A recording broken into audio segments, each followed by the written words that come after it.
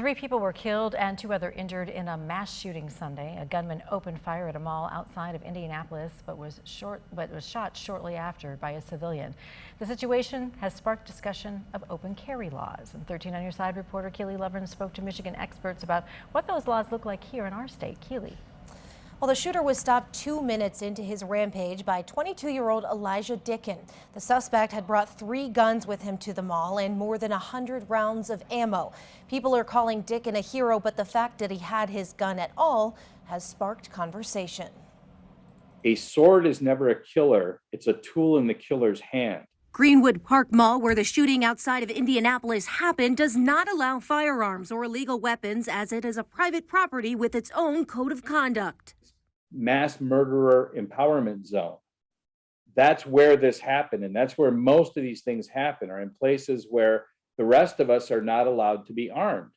Michigan is an open carry state, which means that as long as someone's firearm is not hidden, they don't need any special license. There is, though, the rule of pistol licensing, which most people just understand as registration, plus age restrictions based on the type of gun. You've got to learn a lot of law to be able to carry a concealed pistol in Michigan.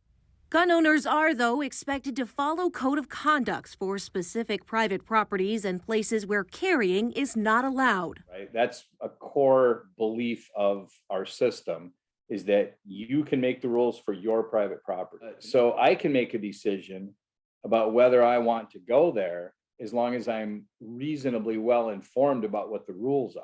You don't want people to infringe on your rights to possess firearms. Don't infringe on other people's rights to control their own property. And there's a good debate that goes back and forth.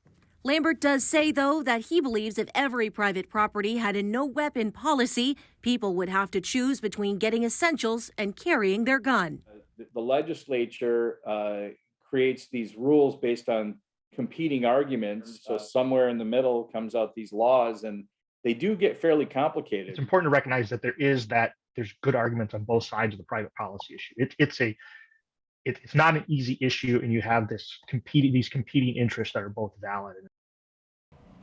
Now, here in West Michigan, no weapons are permitted inside Woodland Mall unless carried by a member of law enforcement or security officer, and no weapons or firearms are allowed at Rivertown Mall either.